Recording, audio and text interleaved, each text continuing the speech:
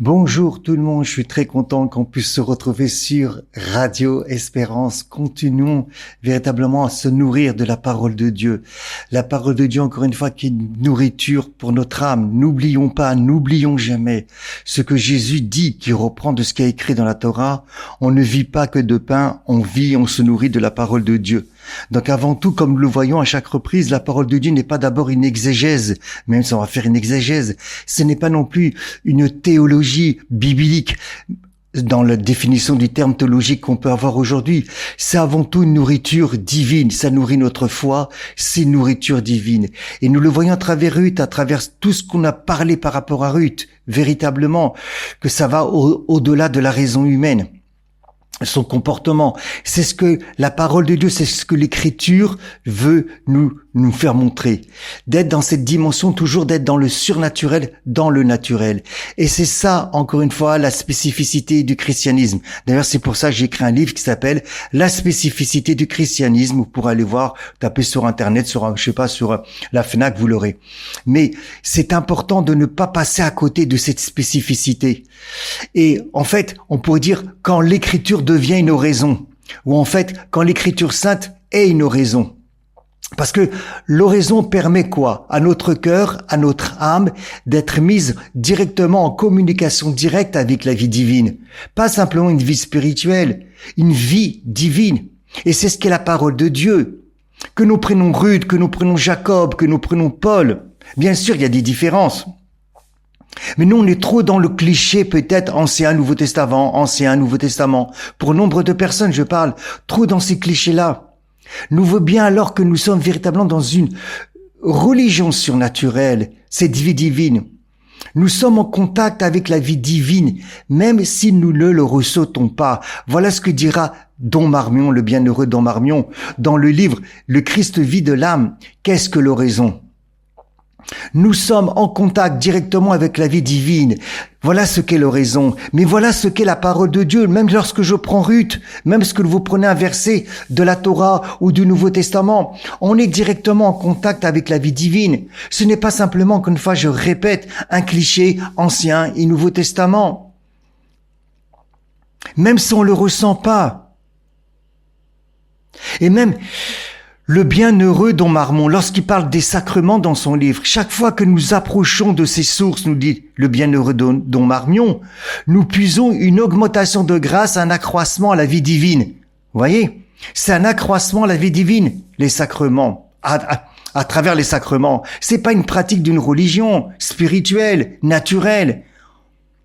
Et le problème, c'est pourquoi j'insiste, parce que je pense que c'est le moment de mettre le feu de toujours plus sur ça en ce moment, puisqu'il y a beaucoup plus d'obscurité dans les sociétés, dans le monde. Nous sommes appelés à un accroissement de vie divine. Nous ne sommes pas appelés simplement à un accroissement d'avoir une relation avec Jésus. Nous sommes appelés à avoir un accroissement avec Jésus, en tant que vie divine. Et encore une fois, vous le voyez, toute la vérité, toute la vie du chrétien tourne autour de cela. Et lorsqu'on prend la parole de Dieu, Ruth, exemple, c'est un accroissement de la vie divine. Ça devient un accroissement de la vie divine. Mais peut-être que nous, on a trop rendu l'Écriture sainte, l'Ancien Testament, ou bien une étude exégétique, ou une étude spirituelle à la limite, ou une étude théologique. Voilà. Et donc j'insiste encore et encore à ce que nous dit véritablement ce bienheureux Don Marmont. D'autres religions peuvent également proposer des explications spirituelles sur la Bible. Mais nous, il ne s'agit pas de ça. Nous, il s'agit véritablement d'une vie divine. Et ça, c'est très important. Quelles que soient les choses que nous faisons, nous sommes appelés à être cette vie divine. Et c'est à cela qu'est la sève du christianisme. D'ailleurs, c'est tout le livre du Christ vit de l'âme. C'est d'ailleurs pour cela que c'est incroyable. J'ai reçu ce livre, j'en perds mes mots, excusez-moi, l'âme du Christ du bienheureux Don Marmont en 2007. Vous voyez, dans un an, on sera en 2027. Ça fait 20 ans que je suis sur le même bouquin. Excusez-moi du terme, même si je vais lire d'autres livres. Vous imaginez, ça fait 20 ans. 20 ans que je suis sur le même livre. Et je l'avais reçu par un prêtre, le père Ostier qui est décédé par le Covid. C'était dans ma préparation du baptême. On discutait. Et puis je crois au bout de la troisième ou la deuxième, je m'appuie pour rencontre, il m'a dit, attends, je vais te donner un livre, toi, il te faut ce livre-là. Et je lui dis, c'est quoi ce livre? Il m'a dit, arrête de poser des questions, sors du... Il m'a dit, tiens, lis-le, on en parlera. Il était âgé déjà. C'était dans ma préparation de baptême, le père Ostier. Et je l'ai pas lâché, ce bouquin, excusez-moi du terme. Je l'ai pas lâché, même si je le d'autres choses. Même si j'aime aussi Jean de la Croix, Saint Jean de la Croix, Élisabeth de la Trinité, voilà. Mais, voilà, parce que pour moi, c'est la sève véritablement du christianisme. C'est l'âme du christianisme. C'est le cœur du christianisme. On peut parler de toute autre chose. C'est comme le soleil qui a des rayons. On peut parler de Sainte Sœur Faustine. On peut parler de Sainte Thérèse de l'Enfant Jésus. On peut parler de Saint Jean de la Croix. On peut parler de Saint Thomas d'Aquin. On peut parler de Saint Augustin. Mais il y a le centre qui est le soleil. Et le soleil, c'est ce que nous dit Don Marmion. Un moine catholique, irlandais, bénédictin. Vous voyez, bon, c'était pas un juif converti au christianisme. Voilà. C'est ce que nous dit donc Don Marmion. C'est ce qu'il nous dit par rapport à l'oraison. Il nous dit que qu'est-ce que l'oraison? C'est l'entretien de l'enfant de Dieu avec son Père. Pas avec Dieu, le créateur du ciel et de la terre. Avec son papa. Voilà. Relation filiale. On n'est plus simplement, et je le répète, des créatures créées à l'image et la ressemblance de Dieu. On n'est pas que ça. C'est fini. Je le répéterai 1 milliard de fois. Un chrétien, c'est celui qui pense ainsi, il se trompe. Même s'il a une relation spirituelle avec Jésus, même il reçoit les sacrements. Nous ne sommes pas seulement des créatures, nous sommes devenus des enfants de Dieu, nés de Dieu. Et ainsi l'oraison, nous nous présentons devant Dieu, mais en tant que qualité d'enfant. Voilà ce qu'il va nous dire. Et pas simplement en tant que créature rachetée par le péché. Et cette réalité d'enfant de Dieu, qu'est-ce qu'elle va produire en nous, nous dit le bienheureux Don Marmion? Elle établit essentiellement notre âme dans l'ordre surnaturel. Voilà la filanité.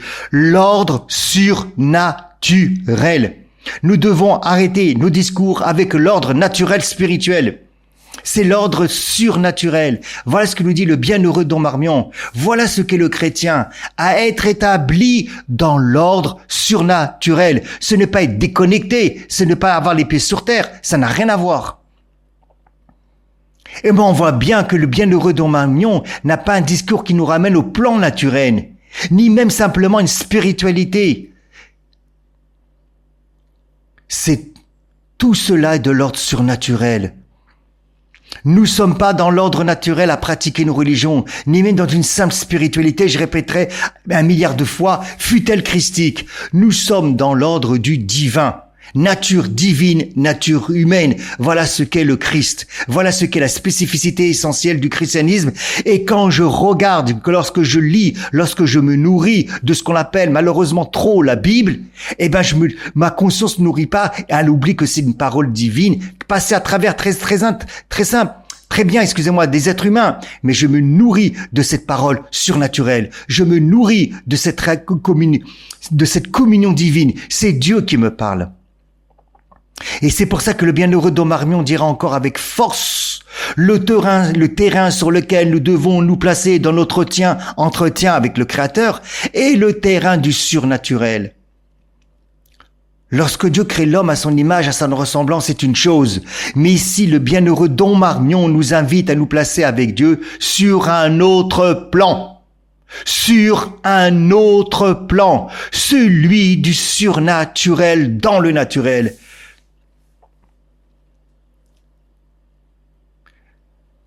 C'est pour ça que je vous invite très souvent, quand je le peux, pas à chaque fois, mais voilà, à lire, à méditer Crise vie de l'âme de Don Marmion. Imprégnez-vous de ce qu'il a écrit. Malheureusement, aujourd'hui, on dit que c'est un classique et peut-être peu de personnes s'en imprègnent. Malheureusement. En vérité, c'est pas un classique.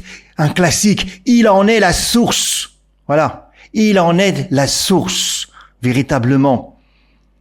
Et une des explications qu'il va donner lorsqu'il regarde l'évangile de chapitre 4 de Jean sur la Samaritaine, lorsque c'est écrit « Vous allez adorer Dieu en esprit, en vérité », Que signifie adorer Dieu en esprit, en vérité? Généralement, on dit adorer en esprit. Bon, on n'a plus de temple, de Jérusalem, tatata, on connaît les explications. Mais regardez l'explication incroyable du bienheureux Don Marmion. C'est adorer Dieu dans l'esprit d'une adoption divine. Voilà. Qu'est-ce que cela signifie adorer Dieu en esprit? C'est adorer Dieu dans l'esprit d'une adoption divine. Je vous le répète ce que dit Don Marmion. C'est quoi adorer Dieu en esprit et en vérité? C'est adorer Dieu dans l'esprit d'une adoption divine surnaturelle. Il le dit texto, je vous lis texto ce qu'il dit dans le livre L'âme du Christ. C'est adorer Dieu en tant qu'enfant de Dieu. Et voilà comment nous devons rentrer lorsque nous ouvrons la parole de Dieu. Voilà comment nous devons lire, regarder ce livre de Ruth, puisque nous faisons le livre de Ruth. C'est la même chose. Nous rentrons en communication. Sinon, on passe à côté. Même avec les pratiques, même avec les sacrements, même avec les fêtes, même avec les dévotions. Nous passons à côté.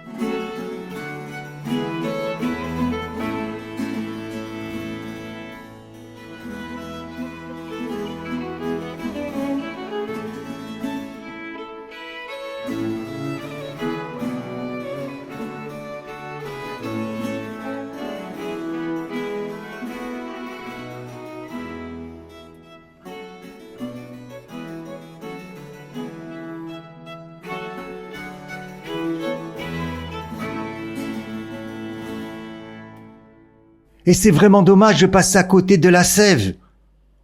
La sève qui est dans l'arbre. Sans elle, l'arbre meurt. Si nous ne vivons pas dans cette conscience du surnaturel, dans le naturel, si on l'oublie, qu'on est enfant de Dieu et nous le sommes, comme dira Jean, si nous ne comprenons pas et nous n'avons pas conscience que nous sommes faits pour être nourrir de la vie divine, pas pour pratiquer une religion naturelle, alors oui, on passe à côté, malgré tout ce qu'on peut faire. Il faut le dire avec la vérité. C'est en esprit, en vérité. C'est important. Vous lisez Don Marmion, vous verrez par vous-même. Lisez-le, vous verrez. D'accord? Et vous verrez que votre relation au Christ, votre conscience intérieure sera profondément transformée, bien au-delà de ce qu'on peut tout simplement entendre aujourd'hui, sans jamais dénigrer qui que ce soit, mais en mettant en lumière la spécificité, la réalité profonde et la vérité profonde du christianisme, du Christ. Et c'est dans cette manière qu'on doit approcher la parole de Dieu, une conversion intérieure à accomplir. Et trop souvent, nous plaçons devant elle comme devant un texte à comprendre, une matière à étudier, un contenu à analyser. Et pourtant, la révélation ne nous est pas donnée d'abord comme un objet de réflexion, mais comme une présence qui parle, comme une voix qui appelle, comme une vie qui se communique, cette vie divine, cette vie christique, christologique. Mon cœur était tout brûlant lorsqu'il nous faisait toute une explication sur les Écritures. C'est pas en faisant une exégèse que mon cœur va être brûlant, et j'ai rien contre l'exégèse. D'accord? J'ai rien contre l'exégèse. Mais il faut aborder la parole de Dieu autrement. La Bible, ce qu'on appelle la Bible autrement, bien évidemment. Mon cœur était tout brûlant. Car la parole de Dieu n'est pas simplement parole sur Dieu.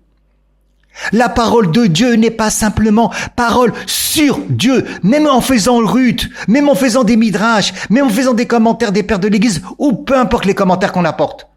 La parole de Dieu n'est pas simplement parole sur Dieu. Elle est parole de Dieu. Elle procède de lui, même si elle passe à travers l'être humain. Elle porte en elle quelque chose, une réalité de sa vie divine. Elle est déjà, en un sens, une venue de Dieu dans mon cœur, vers mon âme. Alors lorsque nous ouvrons ce qu'on appelle l'écriture, qui avant était d'abord tradition orale, comme j'ai déjà dit, avant tout cette tradition orale qui a été mise sur papier, nous devrions jamais nous tenir seuls. Nous sommes en vérité placé devant le Christ, le Verbe de Dieu. C'est comme ça que mon cœur peut être tout brûlant lorsque je l'ouvre l'Ancien, ce qu'on appelle l'Ancien Testament, et que j'entends trop souvent disant « c'est compliqué, je ne comprends pas ». Nous sommes en vérité déjà devant Dieu. Place-toi devant Dieu, mon frère, ma sœur. Place-toi devant Jésus. Dès lors, lire devient écouter. Tu écoutes, Dieu te parle. Jésus te parle. Et écouter, c'est déjà une forme d'oraison. Dans l'oraison, tu écoutes Dieu te parler. Tu écoutes Jésus te parler. L'oraison, en son essence la plus profonde, n'est rien d'autre qu'un contact vivant entre l'âme et Dieu. Une communication réelle avec la vie divine. C'est ça la parole de Dieu. Et arrêtons peut-être un petit peu de faire toujours, de rentrer dans les clivages, Ancien, Nouveau Testament, Ancien, Nouveau Testament. Elle est cet entretien intérieur où l'homme devenu enfant de Dieu se tient devant son Père, en Christ, par le Christ. Non pas d'abord pour dire, mais pour être avec lui, pour recevoir de lui, pour vivre de lui et pour vivre par lui. Or, que se passe-t-il lorsque l'âme se met en présence de la parole divine qui la reçoit avec foi, avec cœur? Elle ne fait pas seulement un acte d'intelligence pour essayer de comprendre. Elle s'ouvre à une parole qui la précède, qui la traverse, qui la rejoint. Elle se tient souvent, sans le savoir pleinement, dans une attitude d'accueil, dans une disponibilité qui est déjà une relation avec le divin, avec la nature divine, à travers le Christ. Ainsi, la méditation de l'écriture, lorsqu'elle est vécue dans la foi, porte en elle ce que j'appelle une oraison permanente. Car Dieu parle et l'âme écoute. Et dans cette écoute, il y a quelque chose qui s'établit, un lien, une présence, une union. L'âme n'est plus seule avec ses pensées, elle est visitée, elle entre doucement dans le mystère de Dieu, dans le mystère du Christ qui se donne à connaître en se donnant lui-même. Puis vient parfois presque de manière imperceptible un mouvement intérieur, une lumière qui naît, une parole qui se forme, un élan de cœur, une question, un silence habité. Alors l'âme ne fait plus seulement qu'écouter, elle répond, elle dialogue avec Dieu, elle va poser des questions, elle va essayer de comprendre, elle va chercher des commentaires, c'est un dialogue qui se crée. Et cette réponse, c'est déjà une oraison explicite. Ainsi, sans rupture, sans effort extérieur. La lecture devient et est oraison divine. La réflexion devient dialogue. La réflexion devient dialogue. La réflexion devient prière. C'est pas un côté la réflexion, un côté prière. La réflexion devient prière. Mes questions deviennent dialogue. Les réponses deviennent dialogue. Et l'intelligence elle-même devient lieu de rencontre. Mon intelligence devient lieu de rencontre. Je répète une troisième fois important. Mon intelligence, elle devient le lieu de rencontre, de la rencontre. Ce n'est plus simplement l'homme qui pense Dieu. C'est Dieu, Jésus, l'Esprit Saint qui introduit l'homme dans une relation vivante avec lui et en lui. Mais il faut le dire avec justesse. On peut parcourir ce qu'on appelle les Écritures sans jamais rentrer dans ce mystère. Ce qui ouvre à l'oraison, c'est l'attitude intérieure. Se tenir en présence, croire que Dieu parle lorsque j'ouvre la parole de Dieu, consentir à écouter lorsque j'ouvre la parole de Dieu et à accueillir, d'être atteint. Et la question qui se pose, comment est-ce que nous écoutons la parole de Dieu lorsque nombre de personnes aujourd'hui, on va à la messe? Comment? On te dit parole de l'Ancien Testament, les psaumes, premier épître, première parole, voilà, deuxième parole. Alors à ce moment-là, lorsqu'on nous sommes dans ces attitudes que nous avons décrites, la parole de Dieu cesse d'être un texte. Elle devient, parce qu'elle est, mais elle devient pour nous une voix divine. Et l'âme, notre cœur, découvre qu'elle n'est pas seulement en train de lire, mais d'être regardée, instruite, visitée. C'est pourquoi il est si essentiel, lorsque nous prenons l'Écriture, de commencer pas par une analyse, mais par un acte de présence.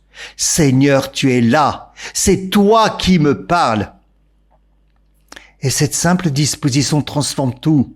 Elle fait passer l'âme du plan naturel au plan surnaturel, de l'étude à la rencontre, de l'effort humain à l'accueil de la vie divine d'une personne qui me parle.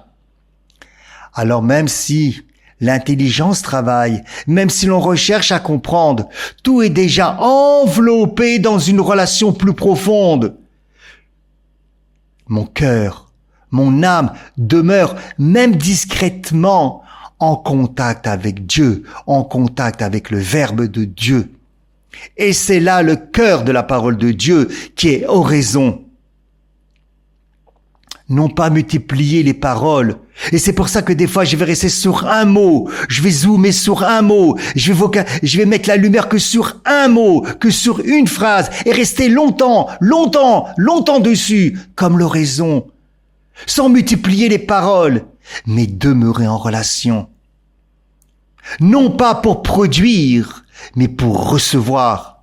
Non pas pour s'élever soi-même, mais pour se laisser introduire, imprégner de cette vie christique, de cette vie divine. Ainsi, la parole divine, dans cette attitude, c'est déjà rentré dans cette vie-là, dans cette vie divine.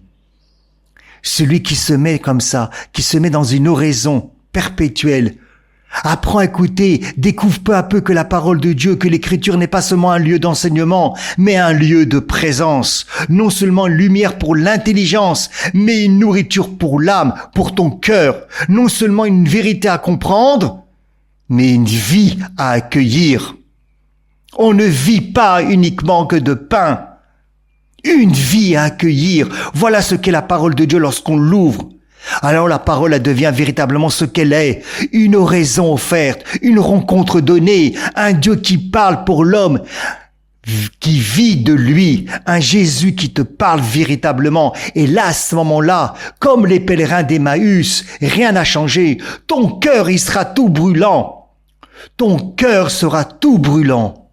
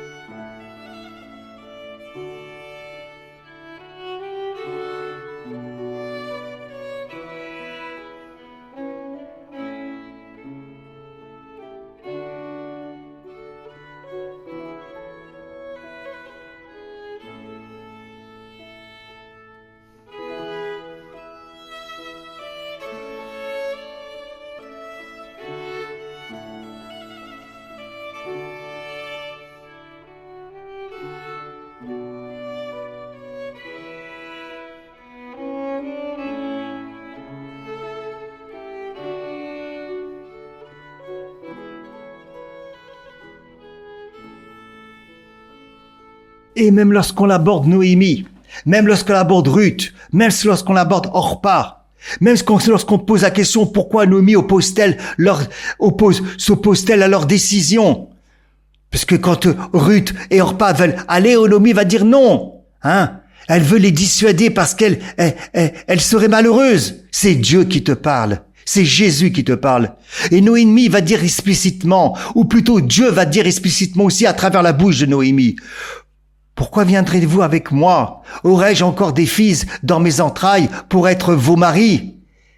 Elle rejette l'idée qu'elle puisse leur assurer un avenir confortable ou marital. Et donc, on pourrait dire c'est une façon de tester. Voilà, on pourrait dire c'est une façon de tester la sincérité de leurs mots et aussi de les protéger du vide social, religieux auquel elles s'exposeraient en quittant leur peuple. Et un midrash qui va répéter, qui va dire, un midrash sur Ruth, qui dira que Noémie va répéter 3 fois, retournez, retournez, retournez. Comme si ça correspondait à une personne qui voulait se convertir dans le judaïsme, qu'on lui demande 3 fois le même mot, pour être sûr, voilà. On examine la sincérité.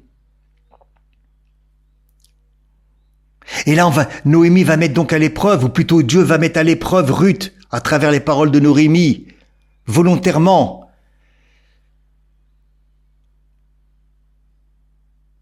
Bien sûr qu'on peut voir Ruth, qui va représenter l'âme qui décide de quitter l'attachement au monde, tout en étant dans le monde, puisqu'elle va se marier avec Boz, elle va travailler.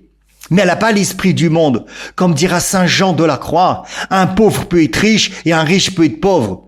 On peut être riche même dans un monastère, sans juger personne, attention, et on peut être pauvre en étant laïque. Tout ça, c'est dans l'esprit, c'est dans le cœur, de quitter l'attachement au monde. Et Ruth représente notre âme qui décide de quitter l'attachement du monde. On n'est pas du monde, comme dira Jésus. Vous voyez, encore une fois, on n'est pas du tout dans une religion naturelle. On n'est pas du monde. Faut arrêter de penser qu'on est du monde. On n'est pas du monde. On n'a pas l'esprit du monde. Pour accepter pleinement la vie que Ruth va devoir recevoir, c'est-à-dire se marier avec un juif, concrètement avec Boz, avec la Torah, avec la présence divine. Et Orpa c'est le retour à Moab, c'est l'attachement au connu. Qui n'est pas attaché au connu? Qui ne veut pas me maîtriser le connu? Suis-moi, ne regarde pas en arrière, comme dira Paul. J'avance devant, je ne regarde pas en arrière. L'attachement au connu, même un attachement au connu spirituel, pourquoi? Parce que lorsqu'on tombe totalement dans une religion naturelle, ça devient le connu. Même si je fais les sacrements, ou même si je reçois les sacrements, je tombe dans le connu. Même dans les fêtes, je tombe dans le connu. Et donc, Orpa quand elle retourne à Moab, ça nous rappelle l'attachement qu'on peut avoir au connu, au monde antérieur, à ces anciennes dieux. Ce qui, dans l'imaginaire, bien sûr, peut conduire, bien évidemment, à une descente, à une chute.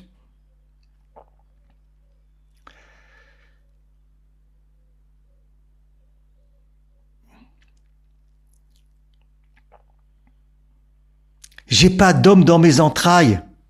J'ai pas d'homme dans mes entrailles. Aurais-je encore des fils dans mes entrailles qui seraient pour vous des maris? J'en ai pas. J'ai pas. Qu'est-ce que vous voulez faire maintenant? Pourquoi vous voulez venir avec moi? Ai-je encore des fils dans mes entrailles qui devraient pour vous devenir des maris? J'ai plus d'enfants. J'ai plus l'âge. Je peux plus donner un mari à ces belles filles. C'est un argument concret, réaliste, biologique, social. Et puis cette référence, si on veut approfondir plus, ça correspond à ce qui était donné dans la loi du Livérat, ce qu'on appelle le Yiboum. Et là, il faut retourner dans le livre du Deutéronome, le chapitre 25 et le verset 5. Le principe, il est simple, sans compliquer les choses. Si un homme meurt sans enfant, son frère doit épouser la veuve pour donner une descendance au défunt. Voilà. Cela veut dire que Noémie dit qu'elle ne peut plus donner de fils pour marier Ruth et Orpa. Les entrailles, c'est quoi? Les rahamim, la miséricorde. La miséricorde, ce n'est pas uniquement, j'ai déjà dit, je répète, pour pardonner les péchés. Les entrailles, c'est donner naissance, donner lieu à la vie. Ce n'est pas que le pardon. Ce n'est pas que le pardon. Nous, peut-être, on a une vue restreinte de dire, la miséricorde divine, c'est le pardon des péchés. Non, ce n'est pas que cela. Ce n'est pas uniquement que cela. Et on va réduire le terme rahamim, le terme des entrailles, le terme de la miséricorde divine, à quoi? On l'enferme dans un wagon. Pardon des péchés. Oui, bien évidemment, mais ce n'est pas que cela. Les entrailles, ça représente le lieu de la vie, la naissance. Tu concevras et enfanteras un fils, tu donneras le nom de Jésus. Les entrailles de Marie, c'est pas pour pardonner, c'est pour donner naissance. Luc 1, 31. Elle devient le lieu où Dieu va résider en elle et qu'elle va donner naissance à Jésus. Et ici, ce n'est pas l'homme qui agit, mais Dieu par l'Esprit, par le Roi HaKodesh, par l'Esprit Saint. Voilà ce qu'est aussi quoi nous entrailles à nous. Donner naissance en nous toujours plus au Christ. Ce n'est plus moi qui vis, c'est le Christ qui vit en moi. Et cette parole qui me vient dans la tête, vous pourrez aller rechercher les versets, le verset, si vous voulez rechercher. Je vous enfante dans la douleur jusqu'à ce que le Christ soit formé en vous. Je vous enfante dans la douleur. Voilà ce que nous dit Paulos. Saint Paul, je vous enfante dans la douleur. Il se met comme une maman qui va enfanter les entrailles pour enfanter le Christ en nous. Enfanter le Christ en nous. Voilà ce que les entrailles aussi. Ce n'est pas que le pardon, ça c'est important. Les paroles de Noémie, pas d'homme dans mes entrailles, elles montrent l'impossibilité humaine de produire la vie ou d'assurer un avenir concret pour Ruth. Voilà, tout simplement.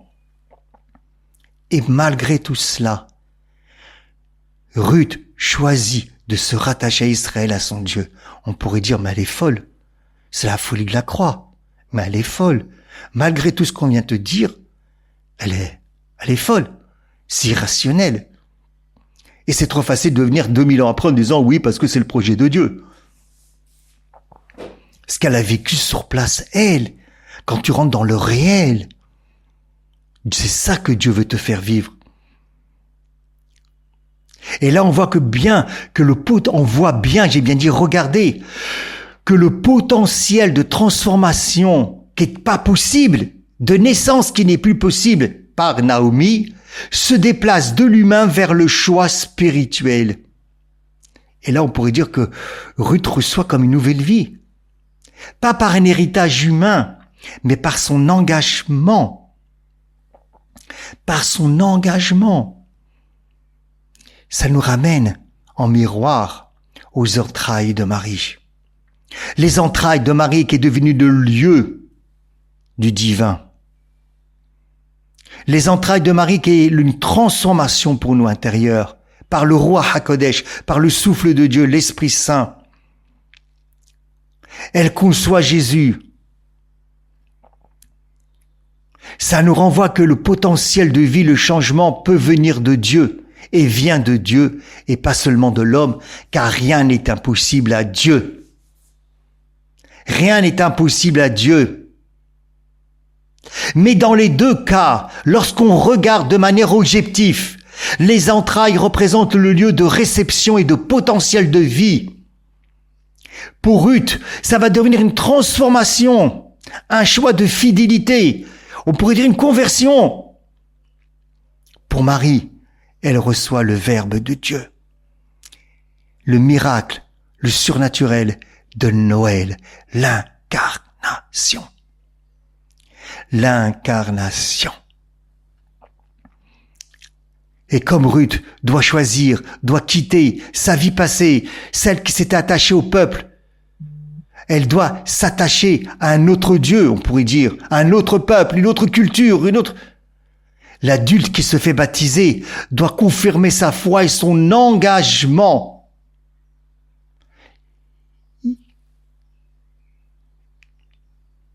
Et c'est pour ça qu'il y a une profession de foi sincère.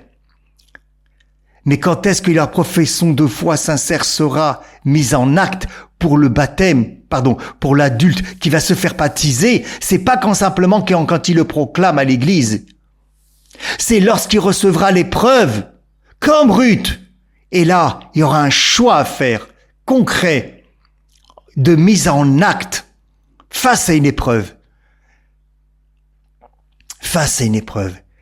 Et pourtant, Naomi va continuer. Allez mes filles, retournez-vous-en, car je suis trop âgée pour être un époux. Dût-ce même me dire qu'il est encore de l'espoir pour moi, que je pourrais appartenir à cette nuit à un homme et avoir des enfants. Et on a l'impression que le verset 12, les paroles de Naomi, elles se répètent. Ça y est, on l'a compris. Hein, elle semble répéter ce qui a déjà été dit au verset 11. Donc tu te répètes, ça y est, j'ai compris. D'accord? Mais en fait, la parole de Dieu, ce n'est pas une répétition. Ça va être dans une progression argumentative très précise. Restons à l'écoute, accueillons, regardons. Dans le verset 11, ai-je encore des fils dans mes entrailles? Voilà ce qu'elle va dire déjà dans le verset 11.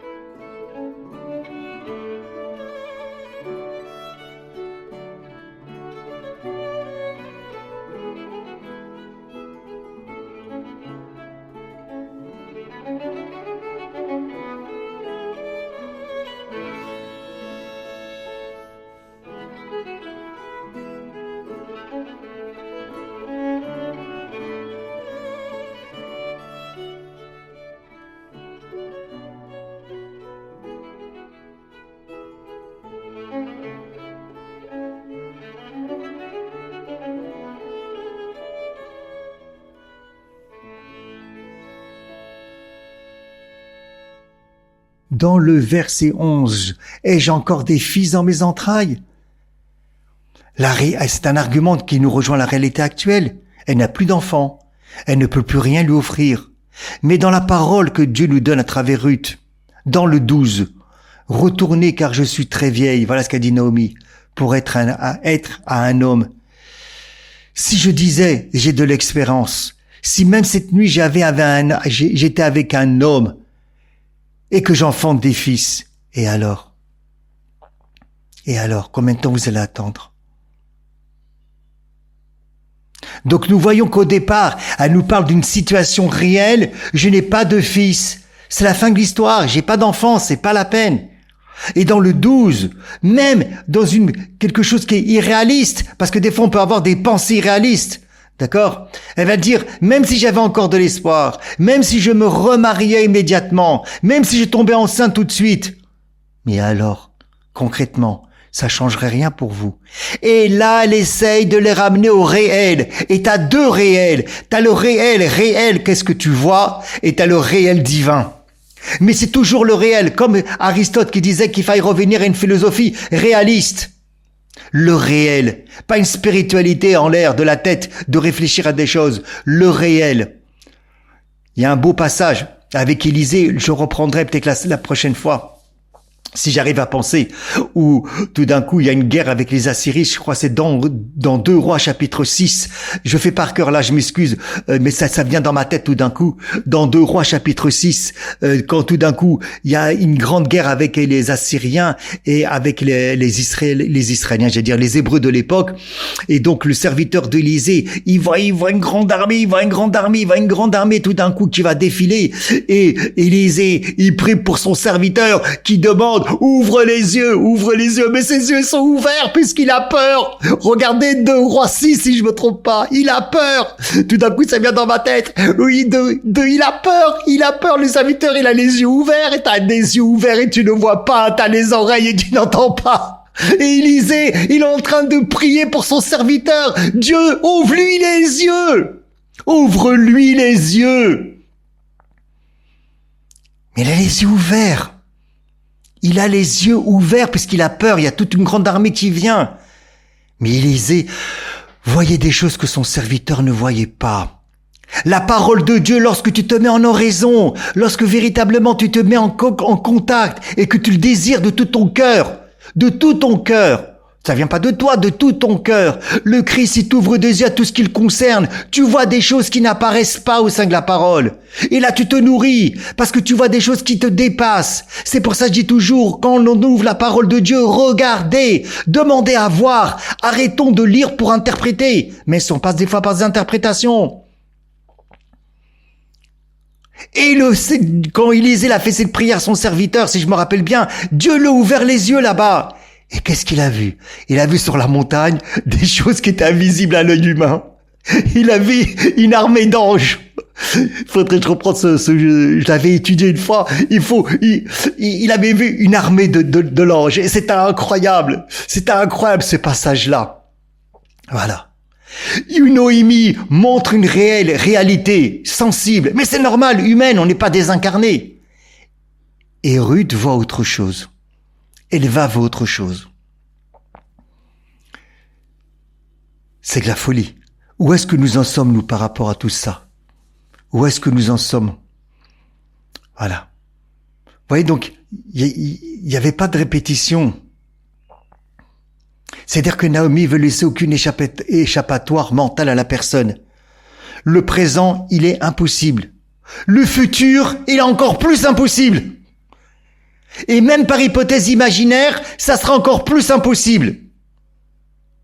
Mais Ruth va au-delà de la logique humaine. Et on va dire Ancien et Nouveau Testament. Si déjà Dieu, le Christ, Jésus, il m'ouvre la parole aux Écritures et qui nous montre pour voir que le comportement de Ruth, qu'on appelle nous livre Ancien Testament, est déjà dans une logique qui n'est pas humaine. À plus forte raison que nous, en tant qu'enfants de Dieu, nous sommes dans le surnaturel pour entrer dans le naturel. Et c'est comme ça que la parole de Dieu va pouvoir nourrir ma foi, une foi qui est une vertu théologale, une foi qui n'est pas une vertu naturelle, une foi qui n'est pas une éthique, une foi qui n'est pas une morale, une foi qui est tournée totalement vers Dieu. Et la foi, c'est, crois-tu que je peux faire ça pour toi? C'est ça la foi chrétienne. Eh oui, Ruth au-delà de la logique humaine. Et dans le livre de Ruth, Naomi construit un raisonnement complètement logique. C'est normal, mais fermé. Et on peut rentrer dans ce raisonnement logique mais spirituel. Pas de fils, pas d'avenir. Même hypothèse irréaliste, pas d'avenir dans l'avenir. Orpa, qu'est-ce qu'elle va faire? Elle va sur la logique et elle part. Qui ne serait pas Orpa? Qui ne suit pas la logique de ce qu'on peut comprendre, de ce qu'on peut voir? Qui ne suit pas la logique d'une religion naturelle dans un mental? Mais Ruth, oh, j'ai envie d'embrasser la parole de Dieu là, je vais t'embrasser Jésus, attention, oh, je vais partir là, ça y est, attention là, ça y est, ça met dans la joie ça. Et Ruth, elle transcende la logique, mes frères, j'aimerais que ces paroles je vous donne, franchement, je sors de mon cœur, j'espère que ça rentre dans votre cœur d'enfant de Dieu. Et Ruth transcende la logique, elle choisit Naomi. Et elle choisit son Dieu, parce qu'elle dit ton peuple sera mon peuple et ton Dieu sera mon Dieu. Oh là là là là là là. C'est puissant, franchement c'est puissant. C'est une décision divine qui ne vient pas du mental, qui ne vient pas d'une rationnelle, c'est une réponse intérieure profonde qui peut même aller au-delà de ce que nous voyons. Rien n'est impossible à Dieu. Et elle y va. Et c'est Jésus, c'est son comportement. D'ailleurs, je suis en train d'écrire un livre, priez pour moi aussi. Et Jésus hors système. Et Jésus est le dépassement de notre mental, de notre rationalité. On crie tout le temps les pharisiens, mais peut-être qu'on est pire des fois. Si on est tombé dans une religion naturelle et dans un mental et dans la rationalité ou dans une spiritualité naturelle qu'on avait appelé ça le christianisme. Dans les évangiles, Jésus parle de la même dynamique, au-delà des règles humaines. Au-delà des règles humaines. Avec les hommes, c'est impossible, mais avec Dieu, tout est possible. Matthieu 19, 26. À Nicodème le dira, tu sais pas d'où souffle le roi HaKodesh, l'Esprit Saint. Le souffle, l'Esprit, il agit librement. Tu peux pas le contrôler. Tu peux pas le contrôler par le mental. Tu peux pas le contrôler par ta perception. Bien sûr, tu peux le freiner. Ben, t'auras pas d'impact sur lui. Jean 3,8. Ce que fait Ruth en choisissant Naomi, en choisissant ce projet divin à travers Naomi, contre toute logique humaine, est analogue à ce que Jésus attend de toi, est analogue à ce que Jésus attend de nous. Une adhésion qui dépasse l'intellect humain, mais que l'intellect humain soit imprégné du Christ. Une relation vécue, pas seulement une relation pensée, pas seulement une relation en acte, pas seulement une relation en rituel, pas seulement une relation en une religion naturelle. Et ça, c'est Ruth. Ruth qui véritablement fait un choix au-delà de la logique humaine. Au-delà de la logique humaine. Et on verra bien, le texte le montre bien, il y a des émotions, il y a des larmes, il y a des tristesses, il y a des hésitations. Et ces émotions ne sont pas accessoires. Elles révèlent la profondeur de la personne humaine, sa sensibilité, sa lutte entre la logique et la foi. Les émotions sont le pont entre le mental et l'ouverture spirituelle. Mais Ruth va traverser ces émotions pour dire son oui authentique. Vous imaginez un peu? Vous imaginez à quoi j'en perds mes mots, j'en bégaye, excusez-moi. Oh là là, mais c'est puissant la vérité, c'est puissant. Vous imaginez ce que c'est puissant la parole de Dieu. Je comprends quand Paul dit c'est une épée qui tranche. Ouah, c'est puissant, c'est le divin qui te parle, mes frères et sœurs, c'est le divin qui te parle. Parce que même si je parle en vérité là, c'est Dieu qui me parle à travers la parole et moi j'essaye de la sortir de ma bouche et de vous la donner. Ça revient au psaume qui était dit dans le psaume 50 ou 51. Adonai, Sephatai tiftar ufiagiti latecha. Seigneur, ouvre mes lèvres pour dire ta louange. Normalement, on aurait dû dire, Seigneur, ouvre mes lèvres pour dire ma louange. C'est ma louange que je vais dire à Dieu, c'est pas ta louange. Non, on demande à Dieu d'ouvrir nos lèvres pour dire sa louange. Donc, ce que je suis en train de faire, et demain, c'est ce que vous pourrez faire vous aussi, avec les deux dieux, je l'espère. Vous ouvrez votre bouche pour dire la louange de Dieu. Et la louange de Dieu, c'est pour l'instant la parole de Dieu. Donc, lorsque je vous parle de la parole de Dieu, c'est parce que le Seigneur m'a ouvert mes lèvres pour vous dire sa louange. C'est pas la mienne. Ça sort pas de ma tête. C'est pas moi. C'est pas Jean-Marie. Jean-Marie, il a un temps, il partira au ciel, si Dieu veut, le jour de Noël. N'oubliez pas, d'accord?